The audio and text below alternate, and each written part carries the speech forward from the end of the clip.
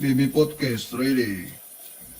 3, 2, 1. Baik, Assalamualaikum warahmatullahi wabarakatuh.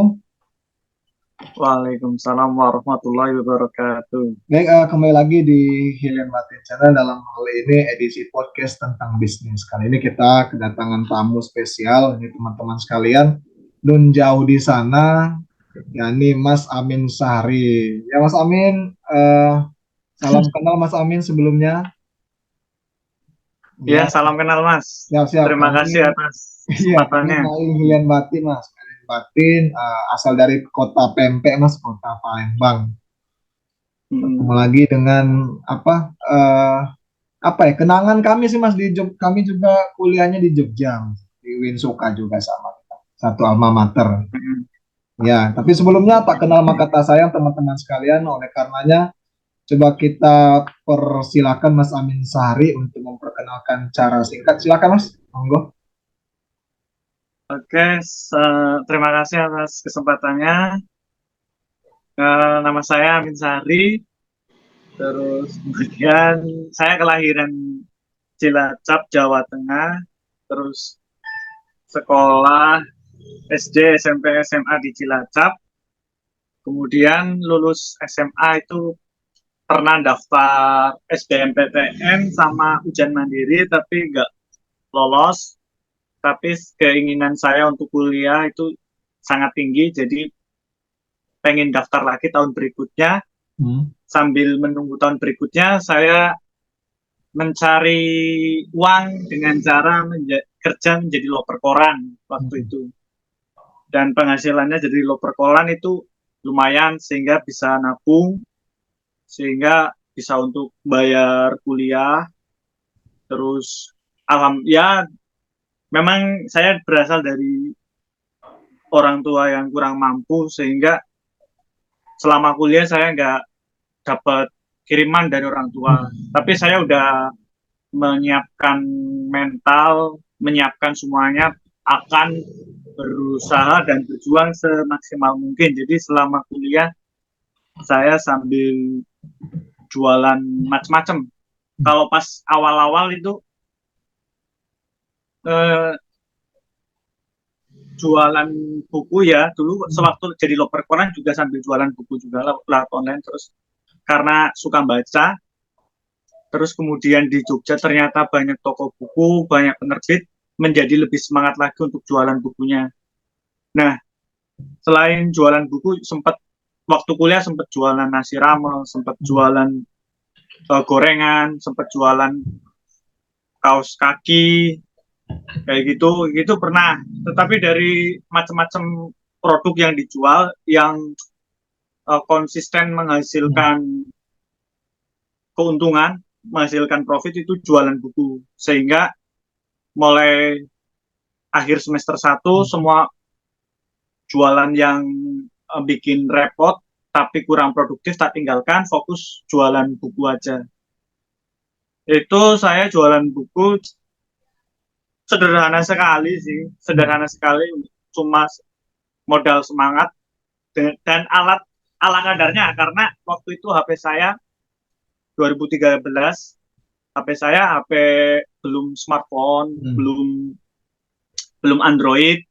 Jadi ya untuk internet loadingnya lama banget, jadi sangat sabar. Terus kemudian eh, kameranya juga burik lah atau kurang jelas itu. Untuk foto-foto buku pakai kamera HP yang ala kadarnya. Tapi tiap hari promosi buku, terutama di Facebook waktu itu. Facebook pribadi sama grup-grup jual beli buku, terus grup-grup jual beli Jogja dan sekitarnya kayak gitu. Terus awal-awal kayak gitu. Kadang untuk online itu harus apa ya? Kadang selain online lewat HP, main ke warnet atau enggak pinjem komputer di perpustakaan kampus kayak gitu. Kayak gitu. Tapi mulai semester 3 lah kelihatan mulai agak rame gitu. Tahun berikutnya, uh, mulai agak tahun kedua itu di Jogja mulai meningkat meningkat meningkat. pelanggan mulai makin banyak karena mungkin testimoninya udah makin banyak gitu, jadi makin terpercaya. Terus kemudian yang awalnya jualan sendiri, uh, akhirnya banyak juga yang bantuin, dalam artian banyak reseller yang bergabung. Ada ya setiap bulan ada, biasanya ada 10 atau belasan reseller, itu reseller baru itu biasanya itu, dan itu reseller dari berbagai daerah Pulau Jawa dan luar Jawa kayak gitu. Terus kemudian uh, itu modalnya untuk jualan buku online itu juga apa ya, nunggu, kebanyakan nunggu pelanggan transfer dulu. Ketika pelanggan transfer baru ngambil ke toko buku atau ngambil ke penerbit kayak gitu. Tapi lama kelamaan berani nyetok dikit-dikit dari keuntungan-keuntungan yang masuk itu, uh, saya gunakan untuk nyetok-nyetok. Lama-lama kosan itu penuh buku. Terus kosan buku yang awalnya cuma rak kecil satu, jadi ada 2 rak, ada 3 rak, ada 4 rak, ada 5 rak, ada 6 rak, rak kecil waktu itu. Seperti itu. Terus apa ya dari jualan buku ini awalnya nggak kepikiran bakal rame, bakal seperti itu. Ternyata ada banyak manfaatnya lah.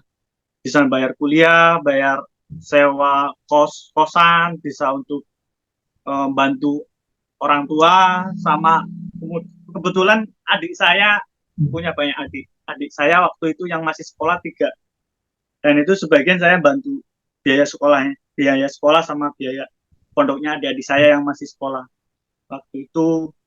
Terus kemudian ketika kos-kosan udah penuh dengan buku dan istilahnya overload itu, saya mulai kepikiran nyari kios ya, kios atau ruko kayak gitu. Itu biar membedakan kamar kos dengan tempat usaha gitu. Setelah nyari-nyari akhirnya dapat. Waktu itu per tahun 6 juta kalau nggak salah sewa kiosnya. Dan kayak gitu. Sekitar itu buka kios itu mulai sekitar Agustus 2018. Kayak gitu. Terus karena lumayan tiap hari, karena fokusnya online sih, walaupun ada yang beli secara offline, tapi kebanyakan yang beli online dari seluruh Indonesia. Terus luar negeri juga ada. Kalau luar negeri itu ada yang TKI, TKW, ada juga yang asli orang luar negeri. Kalau yang asli orang luar negeri itu orang Malaysia, orang Singapura gitu. Kayak gitu. Terus kemudian tiap hari kan ngirim paket tuh karena online. Ada yang dikirim pakai JNT, JNE, pos dan lain-lain. Terus saya kepikiran juga pengen kalau punya usaha jasa pengiriman bisa proses lebih cepat malah gitu. Jadi keuntungannya double. Dapat keuntungan dari buku, dapat keuntungan dari jasa pengiriman. Akhirnya nyari-nyari info lah. Nyari-nyari info, nyoba-nyoba daftar. Awal-awal sering dikasih jawaban kota agen udah penuh kayak gitu. Nyari info, menghubungi banyak ekspedisi, tapi akhirnya karena tekun mencari, akhirnya dapat agen yang masih buka ke agenan, ekspedisi yang masih buka ke agenan. Terus kemudian sekitar September buat agen di ACC, terus mulai buka jasa pengiriman. Yang ngirim itu kebanyakan kiriman dari pribadi dulu, kiriman dari Rindu Buku sama reseller-resellernya Rindu Buku sama teman-teman sesama penjual online gitu. Kayak gitu. Tapi promo-promo juga, akhirnya tetangga-tetangga, orang-orang jauh juga ngirim juga di tempat kami juga, soalnya punya beberapa ekspedisi sekaligus sih, mungkin sekitar 7 lah. Ada yang ekspedisi khusus dalam negeri ada ekspedisi yang khusus luar negeri juga punya kayak gitu. Terus ya mungkin itu sedikit pengantarnya. Siap, siap. Nanti sisanya saya Oh, menjawab pertanyaan. oke, siap, Mas. Nah, tadi itu teman-teman sudah dijelaskan sedikit ya pengantaran bahwasanya Mas Amin ini aslinya Cilacap, Mas ya, asli Cilacap, kemudian menetap di Jogja. Sekarang sempat awalnya itu tes perguruan tinggi 2012, tapi gagal. Kemudian sibuk bisnis, loper koran, kemudian jual beli buku online. Hal itu dilakukan untuk apa, Mas ya? Untuk kuliah, Mas ya, untuk semua kebutuhan itu Iya betul. diurus sendiri ya. Kemudian juga Mas Amin Iya. ini menanggung ya, anggapan itu apa ya? Tulang punggung, Mas ya, tulang punggung dari keluarga juga. Jadi itu yang bikin Mas Amin ini semangat untuk berbisnis, Hmm. sehingga sampai sekarang sudah merambah kepada jasa pengiriman. Oke, Mas, ini mau bertanya nih, Mas Kamis. Kira-kira Hmm. Mas Amin kan jurusan KPI, Mas ya? Iya. Penyiaran Islam, Mas ya, penyiaran Islam. Nah, kemudian gimana cara Mas Amin membagi waktu, Mas, antara waktu kuliah sama waktu sibuk bisnis, Mas? Kira-kira gimana? Monggo, bisa diceritakan, Mas. Eh, kalau saya jujur Hmm. nggak terlalu pinter membagi waktu, Hmm. tapi aku istilahnya tahu konsekuensinya. Memang harus harus saya berbeda dengan yang lain, maka ya cukup ini sih hampir tiap hari kayak prepare-nya harus lebih lebih awal, lebih Hmm. gerak cepat kayak gitu sih. Kayak gitu terus apa? Ya memang apalagi dulu awal-awal nggak awal-awal itu awal-awal kuliah itu kan ya ada motor gitu. Cuma punya sepeda ontel, Hmm. itu ke kampus naik sepeda terus setiap belanja buku ke toko buku atau ke penerbit juga keliling pakai sepeda ontel. Jadi ya itu sih. Memang dulu awal-awal sering rajin bangun pagi sih. Bangun pagi sebelum sebelum azan subuh udah bangun. Prepare pokoknya Nah, untuk bagi waktu memang harus ini sih. Kalau orang sibuk memang harus punya ya, apa ya? Not bikin not harian itu. ya, Hari ini kita mau ngapain kan harus dicatat-catat kayak agenda, gitu. Mas Kalau ya. yang udah diketik, Ah, centang-centang kayak gitu, memang harus lebih rajin bangun pagi, yaitu itu sih untuk salah satu caranya agar bisa nggak terlalu kewalahan. iya. Oke, berarti Mas Amin ini Mas ya apa? Emang beresiko Mas ya kalau misalnya kita kuliah sambil apalagi misal bisnis Hmm, kita tuh sudah mulai tumbuh kan, sudah banyak order dan sebagainya yeah, macamnya itu apa ya? Salah satu caranya kita bangun pagi kemudian dicatat Mas ya agenda besoknya apa nih, kemudian kuliahnya ada yeah, apa nih sebagainya macam. Itu salah satunya Mas ya untuk ini. Ya karena ini Mas yeah, apa? betul. Kenapa kami bertanya seperti itu Mas? Ada rata-rata mahasiswa nih Mas. Kan kami kan ngajar juga nih Mas, ngajar tentang kewirausahaan. Nah, kadang-kadang mahasiswa itu Mas, apa ya, dia Hmm, tuh agak takut Mas mau mulai bisnis karena kan mereka tuh fokusnya hanya ini nih, hanya kuliah nih sebagai macam. Karena mereka tuh ya itu tadi Mas dari segi faktor ekonomi sudah tercukupi. Jadi mereka tuh kurang motivasi Mas. Mungkin ada yang ingin dikasihkan Mas kepada mahasiswa yang apa ya, yang masih tanda kutip masih takut Mas untuk mulai bisnis Mas. Kira-kira monggo Mas. Oke, bentar, saya lihat contekan. Eh Pertama kita apa ya? Berwirausaha itu sangat penting sih menurut saya. Kemudian entah kita berasal dari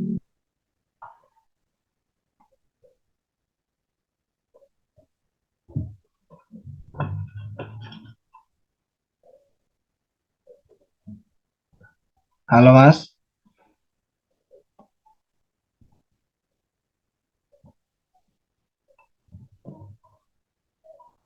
Halo Mas Amin.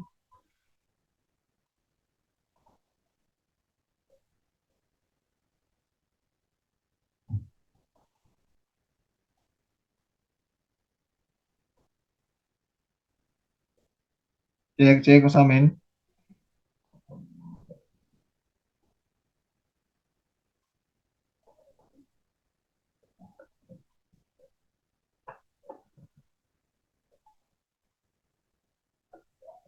Nah, silakan Mas. Lanjut.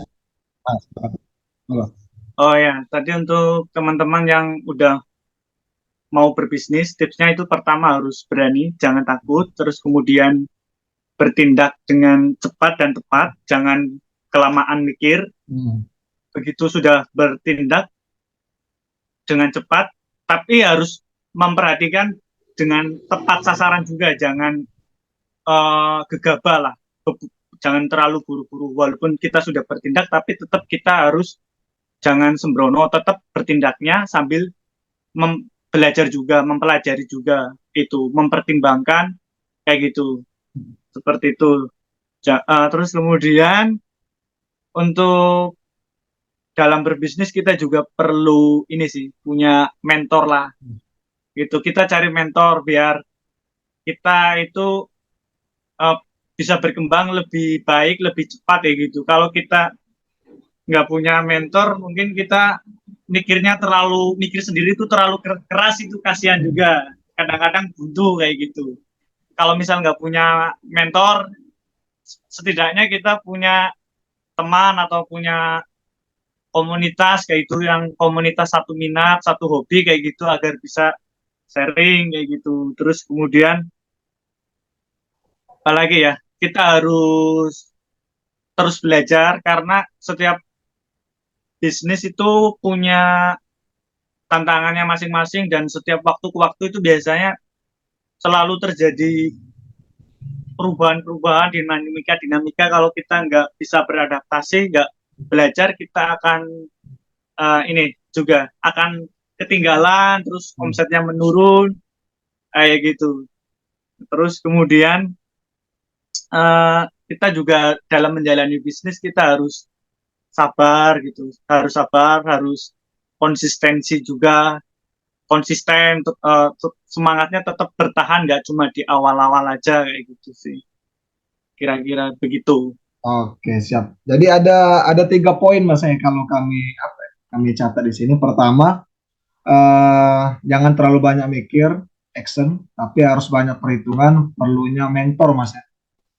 Perlunya mentor agar agar bisnis yang dilaksanakan itu bisa bisa apa ya, bisa jalan lah sesuai on the track. Kemudian kedua harus adaptasi Mas ya sama perubahan lingkungan. Kadang-kadang apa yang kita rencanakan tidak sesuai dengan harapan yang terjadi di lingkungan pada saat itu. Yang ketiga, sabar dan tekun. Nah itu kira-kira teman-teman tipsnya dari Mas Amin berkaitan dengan yuk mulai bisnis, tapi harus perlu pertimbangan itu kira-kira. Tapi jangan terlalu banyak mikir karena kebanyakan mahasiswa ini Mas kebanyakan banyak mikir, ujung-ujung belum belum apa belum berbuat sudah takut duluan. Nah itu Mas apa ya permasalahan dari mahasiswa.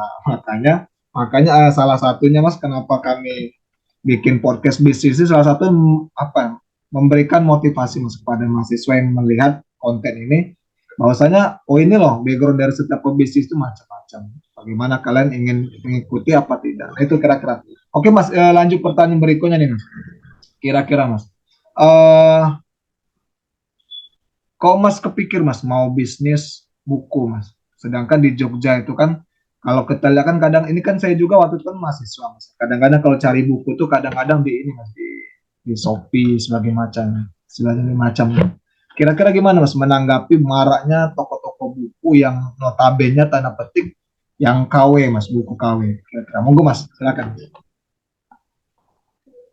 Eh, Kalau saya pribadi jualannya 100% original kayak Hmm. gitu. Terus kemudian eh, kalau yang jualan KW itu Hmm. termasuk kejahatannya besar sih. Soalnya apa ya? Dia dia atau kelompoknya dia yang ideologinya sama, sangat dari segi materi dia sangat diuntungkan ya, sangat Hmm. diuntungkan, untuknya banyak kayak gitu. Nggak kemudian kerjanya ringan, nggak capek.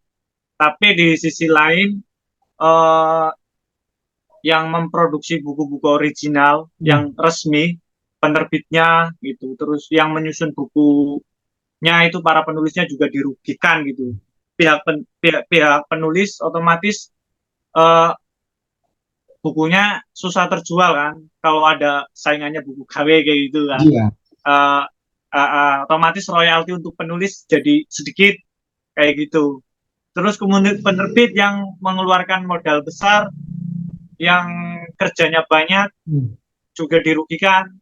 Buku-bukunya lakunya harus misalkan diprediksi bisa laku 5.000, Hmm. ternyata karena banyak yang KW cuma laku 500 kayak gitu, sehingga kan penerbit dirugikan.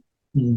Kasihan kembang apa eh, dikhawatirkan ini antara bisa melanjutkan bisnisnya dalam jangka panjang atau enggak kalau terus-terusan rugi kayak gitu. Terus penerbit juga punya banyak karyawan kan, banyak eh, punya sales, punya layouter, punya yang desain cover bukunya kayak gitu. Itu kan dari buku original itu dibaliknya banyak sekali para pekerja yang menggantungkan nafkahnya dari situ juga. Kalau seandainya buku KW Lela ini merugikan sekali, Hmm. banyak yang merugikan banyak sekali pihak-pihak lainnya gitu, sangat tidak adil ya gitu. Hmm. Itu sih. Siap, siap. Ya mas. Harusnya untuk mahasiswa berusaha keras membelinya yang original atau Original. enggak belinya yang ori tapi yang KW, jangan yang KW yang bekas. Iya, Maaf, iya benar. kalau nggak sanggup beli yang baru original, belinya yang bekas, jangan membeli yang KW itu sih. Oke, siap. Ya mas, soalnya ini mas apa? Sampai sekarang pun mas kalau kami ngajar, mas kadang-kadang mahasiswa ini kalau disuruh beli buku nih misalnya, itu langsung buka toko online, Mas. Yang nyari yang apa yang KW-KW gitu, mas. Padahal kami bilang mas, kalau misal buku KW itu kualitasnya itu juga nggak bagus lemnya kan paling dipakai berapa kali sudah beredel kan lemnya itu. Kemudian apa? Kualitas apa ya? Kualitas dari tulisannya juga kabur ya kan. Habis itu setidaknya kalian kalau beli buku asli kalian tuh sudah mensupport para penulis lokal kita. Itu salah satu sih, Mas. Itu sebenarnya PR kita bersama sih mas, bagaimana memberikan pemahaman kepada para mahasiswa bahwasanya lebih baik bayar mahal tapi kualitas bagus daripada bayar murah kualitasnya jelek. Itu sih kira-kira mas. Oke mas Amin. Ini mas ada lagi mas pertanyaan ini. Eh, Berkaitan dengan buku nih mas. Kalau buku ini kira-kira yang tergelitik pada saat itu kan Mas Amin kan dulu kan loper koran nih mas. Kok tiba-tiba mau bisnis buku mas? Ada fenomena apa mas pada waktu itu sehingga kayaknya bisnis buku ini benar-benar berpeluang nih pada saat itu. Kira-kira monggo mas disampaikan. Kalau saya itu bisnis apa untuk jualan buku itu awalnya nggak kepikiran ada peluang atau menghasilkan keuntungan awalnya. Awalnya karena suka baca gitu, Oh iya. suka baca. Awalnya suka baca aja, suka baca. Terus waktu itu pas jadi loper koran, agen koran saya punya toko buku. Toko Hmm. bukunya saya lihat sepi pengunjung, saya kasihan juga. Menurut saya buku-bukunya ya bagus-bagus lah. Ibaratnya di buku itu banyak pengetahuan yang bagus, yang positif kayak gitu. Saya terdorongnya di situ. Jadi saya pengen jualan buku, nggak terlalu mikir dapat untung awalnya. Cuma saya suka aja nikmati ini. Jadi ketika saya posting berkali-kali waktu itu nggak laku-laku atau jarang laku gitu juga nggak merasa terbebani kayak gitu. Tapi setelah sekian lama baru sadar, oh ternyata jualan buku menghasilkan keuntungan juga. Terus dan nggak nyangka juga dari jualan buku ternyata bisa apa ya, bisa banyak manfaatnya lah, bisa buat beli HP yang lebih bagus, akhirnya bisa buat beli laptop, buat beli motor bekas, bisa buat bantu biaya sekolah adik-adik. Dari situ saya mikirnya, oh berarti benar-benar buku ada peluangnya, karena selagi ada uh, anak yang sekolah atau ada mahasiswa, buku sampai kapanpun akan selalu laku. Menurut saya seperti itu. Jadi sampai sekarang jualan buku tak pertahankan gitu, nggak jenuh-jenuh, nggak bosan-bosan. Udah 10 tahunan jualan buku tetap pertahankan kayak gitu. Terus ya sampai kapanpun insya Allah buku tetap ya bisa menghasilkan keuntungan lah Hmm. kayak gitu. Oke, siap Mas. Jadi apa kata kata pepatah itu Mas? Lakukan apa yang kamu cintai, cintai apa yang kamu lakukan. Salah satunya Mas Amin sudah tahu passion. Oh, aku ini suka baca nih. Aku ini kadang-kadang melihat apa dilema buku-buku itu kok nggak laku ya di pasar tuh. Ada apa yang salah dalam segi marketingnya? Kemudian Mas Amin berinisiatif, coba pasarkan. Kalau nggak laku ya nggak apa-apa kan sudah mencoba karena kan ekspektasi kan nggak tinggi Mas Amin karena pada waktu itu Iya. ironis melihat kondisi. Nah kira-kira kayak gini Mas. Eh, ini berkaitan sama literasi Mas. Kan Mas Amin ini kalau menurut kami kan pahlawan literasi. Salah satunya apa ya? Um, Mempromosikan pada orang, pada yang menonton konten ini, bahwasanya yuk baca buku yuk, jangan malas-malas baca buku. Nah kira-kira Indonesia ini kan Mas tingkat literasi itu kan rendah Mas dibandingkan negara-negara kayak Hmm. kayak Asia lainnya seperti Jepang, Korea Selatan dan sebagainya macam. Ada nggak Mas pesan untuk yang menonton ini gimana kita apa ya menggiatkan apa gemar membaca Mas? Kira-kira monggo Mas. Eh, Kalau kita harusnya menyadari sekali ya kalau buku itu kan banyak ilmunya, banyak manfaatnya gitu. Kalau kita eh, membaca buku kayak gitu, insya Allah kita bisa menjadi pribadi yang lebih baik dan untuk agar Indonesia ini apa ya budaya literasinya tinggi, memang bagusnya harus dipupuk sejak kecil. Jadi orang tua sama guru-guru juga perlu memotivasi anak-anak atau murid-muridnya untuk gemar membaca kayak gitu. Terus kemudian uh, apa ya guru sama orang tua juga perlu memberikan teladan.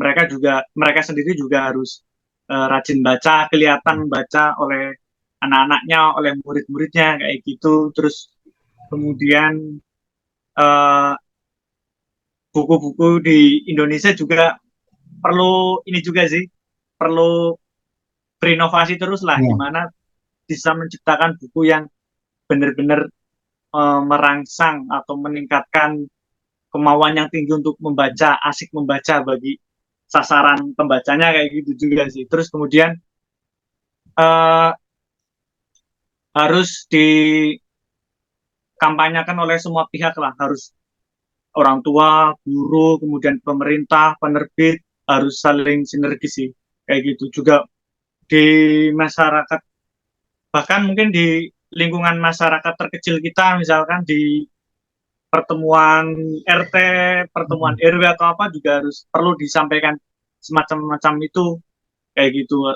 Terus kemudian dari lingkungan terkecil misalkan di desa gitu juga perlu apa ya warga, pemerintah setempatnya atau warga setempatnya itu bisa membuat taman baca masyarakat misalkan kayak gitu. Nanti taman baca masyarakatnya bisa dikunjungi oleh anak-anak untuk aktivitas positif membaca buku kan nggak harus terjebak main HP terus atau main game game. terus. Iya. Ini kayak gitu juga sih. Terus kemudian kalau kalau apa ya kegiatan pembudayaan membaca ini marak dan konsisten dilakukan, terus itu akan insya Allah lah Indonesia jadi negara maju.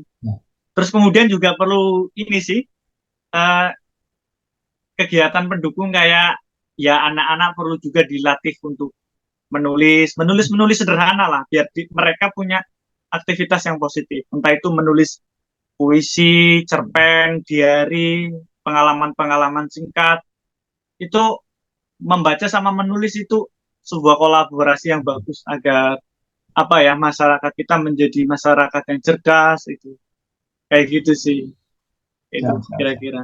Oke, itu tadi ya teman-teman sekalian bahwasanya perlunya sinergi Mas ya, antar berbagai macam pihak, pemerintah, orang tua dan juga sebagainya macamnya itu agar apa ya kita ini jangan malas baca lah. Kadang-kadang nggak masa kalau apa ya, kita ini kan dikit-dikit baca lagi lesu mas kadang-kadang kan. Jadi ini PR kita bersama bahwasanya ya gemarilah apa yang kalian sukai. Misal, oh aku suka baca novel nih, sudah monggo baca novel. Cuman endingnya nanti kalau bisa kita yang bikin novel. Kayak gitu mas kira-kira kan. Jadi kita jangan hanya jadi pembaca, tapi kita sebagai penulis juga. Karena ada pepatah juga mengatakan jika ingin mengetahui dunia maka dengan membaca. Tapi jika ingin dikenal oleh dunia maka dengan menulis. Nah seperti itu mas Amin. Seperti itu Ya, kira-kira. betul sekali. Ya, jika ingin dikenal oleh dunia. Nah ini Mas Amin, menarik Mas kalau berbicara masalah literasi Mas, karena apa ya, beberapa komunitas juga sedang menggiatkan bagaimana kita itu apa ya, jangan males lah kita tuh baca buku. Salah satunya itu kan banyak banyak para komunitas literasi sebagai macamnya itu. Jadi kita di sini sama-sama bergerak, dimulai dari diri sendiri dulu Mas Amin. Kalau misalnya kita membiasakan diri Ya, membaca. Misalnya dalam sehari ini kita harus baca buku lah setidaknya Mas Amin ya. Buku apa terserah, ya. terserah walaupun hanya satu paragraf Mas. Nah, itu salah satunya menggiatkan diri kita. Nah, kemudian ini Mas Amin. Kemudian eh sekarang kan Mas era digital Mas sekarang. Tadi kan menarik kata Mas Amin tadi kita ini harus adaptif lah, harus adaptasi dengan perubahan lingkungan. Salah satunya di bisnis buku Mas. Bisnis buku ini kan Mas, kalau dulu tuh kan orang beli buku atau baca buku versi cetak Mas. Sekarang ini orang kadang-kadang cukup versi e-book. Ya walaupun sekarang ini semua penerbit apa ya mengeluarkan dalam bentuk fisik dan juga e-book sendiri. Nah kira-kira gimana Mas? Orang ini bergesernya sekarang lebih kepada digital, Mas. Baca buku digital daripada fisik. Nah kira-kira gimana tanggapan Mas Amin melihat fenomena seperti itu Mas? Monggo Mas. Kalau kalau menurut saya pribadi itu kalau saya pribadi lebih saya suka baca buku, dan Maksudnya? kebanyakan teman-teman yang seangkatan sama saya juga, yang saya tanya mereka juga sama aja sih. Lebih suka baca buku fisik kayak gitu. Dan tapi memang ada kemungkinan lama kelamaan itu, terutama yang inilah, mungkin anak-anak yang kelahiran 2010 ke atas itu lama kelamaan itu udah, kalau mereka udah dewasa, udah SMA, udah kuliah, mereka mungkin juga bakal 50-50, 50% baca digital, 50% bacanya fisik. Kalau anak yang 2 tahun kelahiran 2000 ke bawah ya, menurut saya sekitar 80% masih bacaannya yang Benar-benar. fisik kayak gitu sih. Iya mas, benar mas. Kalau kalau apa pertanyaan itu ditanya kepada saya pribadi mas, saya lebih lebih nyaman mas kalau baca fisik mas. Jadi kan enak bolak-balik sebagai macam. Kalau misalnya file itu mas kadang-kadang kan e-book itu scroll sana sini, mata kita juga capek mas, tidak layar terlalu berlama-lama kan. Tapi balik-balik lagi kan mas ya, balik-balik lagi tingkat kenyamanan dari rekan-rekan sekalian, intinya itu mau baca. Nah, itu saja sih sebenarnya. Walaupun apa ya, medianya berbeda, satunya media fisik cetak, satunya media media online itu salah satunya. Oke Mas, kira-kira menarik nih Mas kalau bicara masalah buku. Tadi itu Mas Mas Amin juga alhamdulillah sudah punya 3 karyawan ya Mas di sini. Alhamdulillah yang awalnya itu memang Iya. dari reseller jual-jual ke buku, kemudian di kosan, kemudian saking banyaknya barang di kosan nggak muat, sewa kios ya Mas ya. Sekarang punya 3 karyawan. Iya. Dan Mas Amin sudah buka buka apa ekspedisi yang lebih dari satu. Kira-kira Mas, ekspedisinya itu namanya apa Mas? Ekspedisinya. Kalau saya itu, kalau saya punya yang dalam negeri itu punya Lion Parcel, Oh, iya, punya parcel. Sub Express, kemudian punya JTL Express, terus kemudian punya Si Cepat, terus kemudian punya apa lagi ya? Banyak kan. Tugas apa Mas? Kalau Tugas. kalau yang luar Luar negeri negeri. Courier Express, uh, Oh iya. itu Oh, punya. Uh, oh berarti ini jadi Mas, berarti kayak dia apa Mas? Agennya Mas ya? Mas Amin sebagai agen ekspedisinya. Iya, ya sebagai agen. Agen ya. Nambah-nambah awalnya punya Sub Express, terus kemudian nambah lagi Lion Hmm. Parcel, terus sambil terus Hmm. mempelajari macam-macam, ya akhirnya gabung.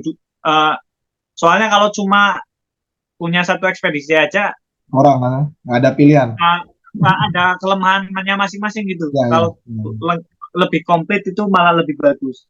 Soalnya setiap ekspedisi ada yang ongkir ke luar Jawanya mahal banget, ekspedisi lain ke luar Jawa ongkirnya murah.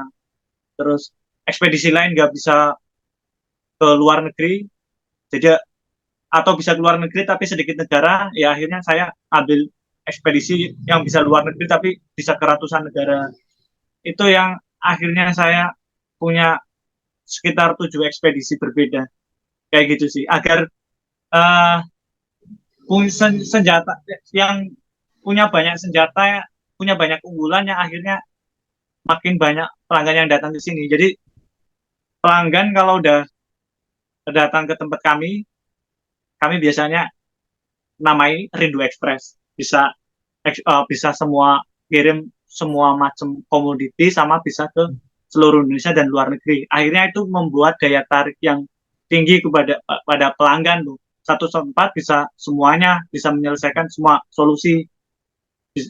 Di sini bisa ngirim cairan, elektronik dan lain-lain. Kalau di ekspedisi lain kan karena mungkin mereka cuma punya satu aja gitu, Ya. satu brand aja, kadang-kadang ada banyak kelemahannya, nggak bisa keluar negeri, nggak bisa elektronik, nggak bisa cairan dan lain sebagainya, atau ke daerah-daerah tertentu mahal ongkirnya, kayak gitu sih. Oh, Itu ide saya bikin kayak gitu karena itu sih. ya. Oke, siap. Itu kira-kira Mas, untuk beberapa ekspedisi ini tadi kan dijelaskan ada 7 ekspedisi Mas. Itu kumpulnya di satu tempat atau beda-beda Mas? Apa tempatnya itu Mas? Untuk yang Dua ekspedisi. tempat. Awalnya satu tempat kan, Hmm. terus kemudian sekarang kami punya 2 tempat. Ya, itu dipecah jadi 2 tempat sekarang. Hmm. Jadi satu tempat, ya ya walaupun dari tempat manapun asal kita buka akun, kita Ya, bisa bikin resisi. iya, iya, benar-benar. Kira-kira Oke, iya, soalnya itu pakai komputer juga Mas ya. Jadi tinggal buka akunnya saja Mas ya.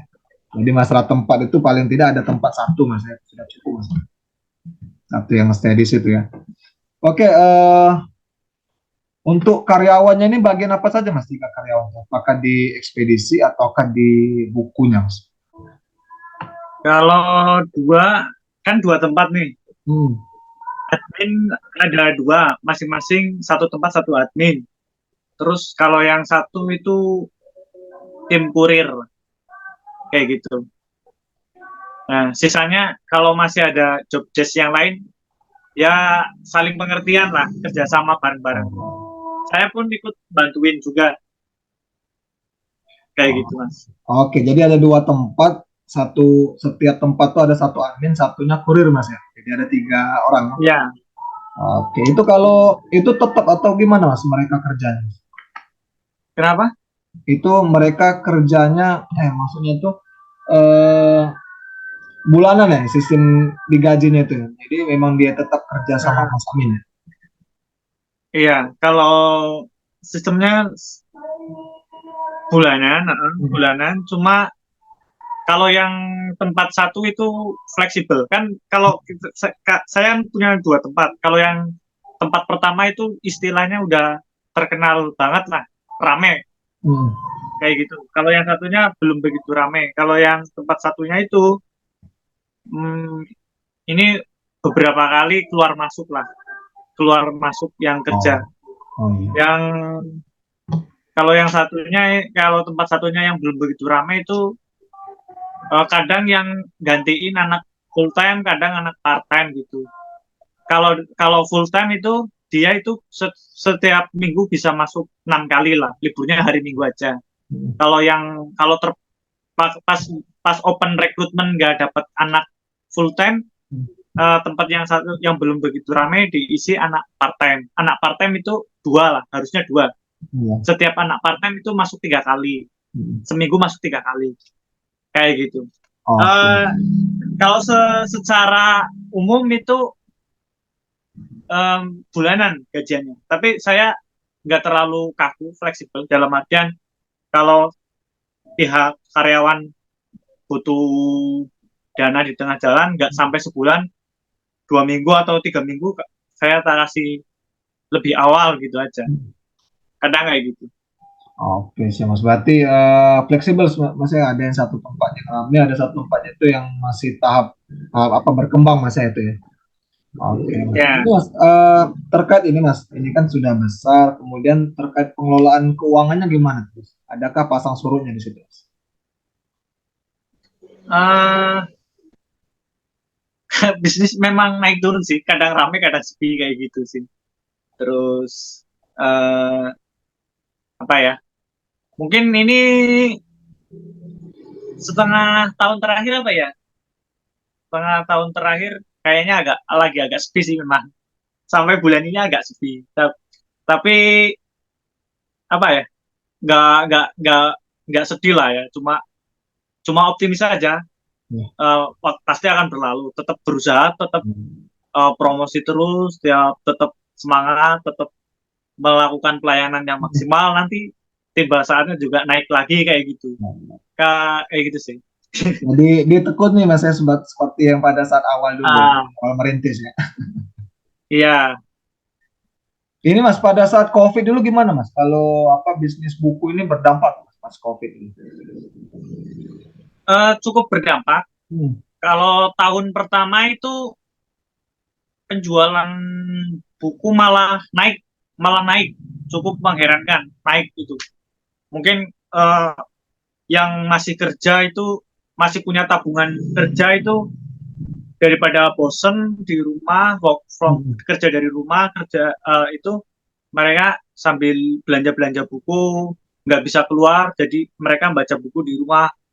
Tahun pertama rame, begitu Hmm. tahun kedua mulai sepi kayaknya. Mungkin karena efek beberapa orang itu di PHK, Hmm. atau yang biasanya jualan di trotoar-trotoar atau di tempat-tempat tertentu itu nggak boleh jualan karena nggak boleh keramaian kayak gitu, itu mulai sepi tuh, mulai agak sepi kayak gitu. Terus ya pasang surut sih kalau kalau kalau di buku.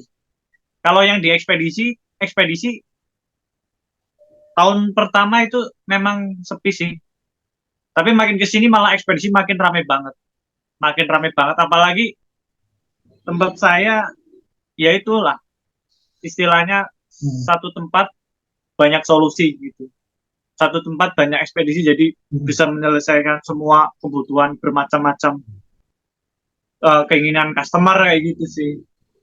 Kayak Oke, gitu. siap Mas. Ini kan Mas sebenarnya kan ada plus minus Mas ya terkait COVID kemarin kan. Jadi apa ya pada saat bisnis nih Mas, banyak orang tuh sekarang yang masih apa ya masih terjadi saat ini, kebiasaan orang tuh sekarang hobinya belanja online Mas sekarang ini Mas. Nah, kan itu sebenarnya hikmah dari COVID Mas sebenarnya. Nah, kemudian kan di situ Mas ada nggak Mas misalnya seller-seller yang apa yang bisnis online dia itu rutin apa mengirimkan paketnya di ekspedisi Mas Amin kira-kira dari seller-seller tersebut. Eh, Banyak seller yang Hmm. rutin ngirim. eh, Ya bisa saya tandai sih. Oh, ini tiap hari ngirim, seller ini, seller ini, seller itu gitu. Saya tandai sampai hafal orang-orangnya itu. Ya Mantap memang Mas ya. sekitar 80% itu yang ngirim itu eh, para penjual online. 20% orang umum yang ngirimnya kadang-kadang itu. Hmm. Yang 80% memang penjual online sih yang ngirim paket di tempat kami. Kayak gitu. Itu Oh. memang tak lihat-lihat juga ini sih, apa ya istilahnya. Oh ya, beberapa reseller itu Hmm. laris banget kirimannya, banyak puluhan paket kayak gitu. Hmm. Beberapa seller lain ada yang cuma sehari 10 paket, ada yang 5 paket, ada yang 3 paket, beda-beda tiap seller. Tapi dari situ juga saya jadi belajar. Oh, ternyata bisnis online sangat menjanjikan banget kayak gitu. Gara-gara saya jadi apa punya jasa pengiriman, jadi sebetulnya ini peluang buat saya sih buat nanya-nanyain ke bagi kalau pengen belajar jualan online kan banyak juga nih kan seller-seller yang laris setiap hari di tempat kami juga, terus kemudian saya juga jadi tahu produk-produk apa yang laris. Itu juga sih dari jasa pengiriman ini sebenarnya ini juga bisa menginspirasi saya, terus kemudian suatu saat mungkin saya juga ngasih sharing-sharing ke keluarga atau saudara kalau pengen jualan online, produk-produk ini laris nih saya biasa nge-handle, terus atau pengen belajar jualan online coba pelajari seller-seller ini nih gitu, kayak gitu juga sih. Oke, berarti ini Mas dengan apa kata orang teh? Sekali mendayung Mas ya. Sekali Gimana menyelam mas? air. Jadi dari Ya betul betul. bisnis ekspedisi dapat ilmu juga dari para pelaku bisnis online itu Mas ya sebenarnya. Bisa lihat kan perkembangan bisnis sekarang apa sih yang lagi booming saat ini. Itu Mas ya kira-kira Mas ya. Iya betul banget. Iya, kira-kira ini Mas, mungkin ini pertanyaan terakhir nih Mas. Kira-kira ini kan Mas Amin kan bergerak di bidang buku kan Mas. Bisa nggak Mas kalau misalnya oh di tempat Mas Amin belum ada nih buku, bisa nggak order Mas kira-kira? Apa yang dicari oleh si pembeli tersebut? Kalau di buku, Hmm. kalau saya ini ibaratnya eh, sangat totalitas di buku juga termasuk totalitas. Hmm. Kalau dari perjalanannya sampai sekitar 10 tahun mengunjungi berbagai macam toko buku, berbagai macam penerbit itu Hmm. secara nggak langsung saya jadi hafal juga buku-buku apa yang laku, buku-buku apa yang laris, buku apa yang penulis-penulis apa yang hebat lah, istilahnya punya banyak penggemar, terus kemudian buku-buku apa yang biasanya uh, langka gitu. Hmm. De, uh, kalau saya kadang bahkan saya sampai hafal stok buku di seluruh Jogja istilahnya. Hmm. Toko buku di mana, misalkan judul tertentu, judul X misalkan, saya bisa tahu buku ini adanya cuma di tempat ini sama ini. Hmm. Bahkan saya juga sampai cukup tahu lah, cukup tahu stok peredaran judul-judul buku yang ada di Pulau Jawa itu cukup tahu sampai segitunya.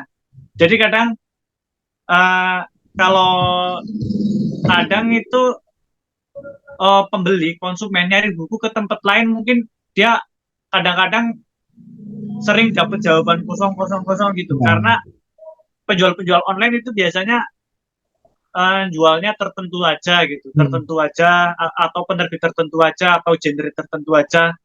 Kalau kalau saya kebetulan jualnya semua genre, all genre gitu, walaupun akhirnya pusing juga, tapi nggak apa-apa bagi saya. Selagi saya menikmati gitu, nggak masalah gitu. Gitu. Jadi saya sering banget juga di sini uh, pelanggan-pelanggan di sini nyari buku apa, itu dari Hmm. ekspresi mukanya udah kutub bang. Dia nyari di toko mana-mana di Togamas, SAB, Ya. Gramedia, atau Light Shopping itu biasanya tak tebak. Pasti habis dari sana nggak dapet. Biasanya kayak gitu. Iya. Nyari habis nyari di mana aja mas, di ini. Terus saya begitu lihat covernya atau cek di Google sebentar, saya bisa tahu kemungkinan di penerbit masih ada atau enggak. Biasanya saya jawab ke pelanggan, oh kalau ini memang di toko-toko Jogja lagi kosong. Paling saya tanyakan dulu ke penerbit itu. Tinggal kalau mau kepastiannya kemungkinan nanti sore atau besok pagi bisa save WA kita gitu. Biasanya saya bilang kayak gitu. Hampir tiap hari juga sih biasanya ada pelanggan yang datang langsung ke toko nanya gitu, ada buku ini enggak? Dan kebanyakan mereka nyari kemana-mana nggak dapat. Dan sebagian itu aku bisa membantu akhirnya mereka dapat buku itu. Nggak bisa 100% aku sediakan karena yang dicari pelanggan itu memang pada faktanya itu karena buku udah nggak dicetak lagi oleh penerbit atau penerbitnya itu udah bangkrut atau bukunya udah terlalu lawas sekali, misalkan cetakan 30 tahun yang lalu atau 40 tahun yang lalu kayak gitu, atau buku itu terbitan terbatas cuma hanya Langka Mas beredar ya. di Langka kampus bukunya. tertentu gitu, atau hanya beredar di kota tertentu nggak diedarkan secara nasional kayak gitu. Itu sih sampai segitunya saya Nah, kalau untuk di dunia buku. ya berarti sudah bisa ini Mas, itu tadi Mas yang kita bicarakan tadi. Karena kita ini hobi, suka, jadi tantangan apapun itu diambil Mas. Karena yang kita hobi, kita nggak merasa terbebani kan Mas itu sebenarnya Mas Amin ya. Ya. Hmm. Oke, mungkin ini Mas ada closing statement Mas mungkin untuk pemirsa sekalian berkaitan dengan apa ya dunia literasi Mas. Monggo Mas, silakan Mas. Eh, buat teman-teman semua yang tertarik dunia literasi, apa ya, lanjutkan ketertarikan Anda, terus oh, oh, terus pelihara hobi membaca, budaya membaca, karena itu kebiasaan yang positif daripada kita terjebak di aktivitas scroll-scroll media sosial itu bikin candu, lupa waktu, sehingga kita nggak sempat ngerjakan yang positif-positif. Jadi dari buku itu kita banyak ilmu, banyak belajar, sehingga banyak nasihat atau tips-tips praktis yang bisa kita terapkan di kehidupan sehari-hari seperti itu. Itu pentingnya membaca buku. Terus kemudian disarankan juga itu kita apa ya, selain baca buku juga nulis lah, nulis kecil-kecil lah, nggak harus tulisan karya yang bagus, luar biasa, inspiratif, menginspirasi pembaca sedunia, nggak harus. Pengalaman sekecil apapun, kalaupun itu ada manfaatnya, walaupun kecil, itu sangat berharga. Gitu. Jadi teman-teman biasakan juga untuk menulis kayak gitu, hal-hal yang sepele lah. Nanti kalau dengan menulis itu juga mengikat ilmu dan membuat daya ingat kita itu tetap terjaga sampai 10 tahun, 20 tahun kemudian. Itu kita nggak, insya Allah dengan rajin menulis kita juga nggak bakal pikun juga. Dengan suka menulis itu juga kita juga apa ya, bisa membiasakan diri membuat planning-planning berjalan dengan lancar. Hari ini harus ngapain, rencana bulan depan, tahun depan harus ngapain, kita jadi apa ya, ada progres terus menerus kayak gitu. Terus kemudian bagi teman-teman yang tertarik di dunia bisnis, saran saya harus benar-benar apa ya, semangat sama bertindak dengan cepat dan tepat gitu. Jangan kelamaan mikir ya. Soalnya kebetulan saya juga sempat beberapa kali mendampingi teman-teman yang pengen buka usaha. Memang sekitar sekitar 70% lah. Mereka itu kebanyakan tanya tapi nggak mulai buka usaha.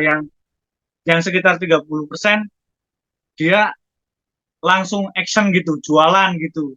Ya, kemudian sekian tahun berikutnya yang orang yang tanya-tanya ini ya tetap jalan di tempat, nggak ada kemajuan apa-apa.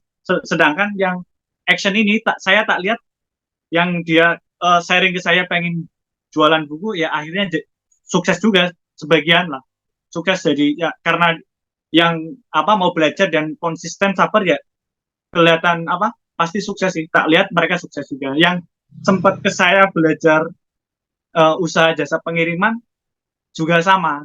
Yang action duluan gitu lebih sukses. Tapi kalau kelamaan mikir, kita ketinggalan jauh. Yang lebih duluan mereka yang sukses duluan gitu. Nanti kalau kelamaan mikir, kalau peluang kita makin kecil, makin usia makin bertambah, kita makin malas untuk memulainya lagi. Jadi penting juga untuk segera action kayak gitu. Untuk belajar, untuk bisnis, memang kita harus kayak gitu sih, langsung action.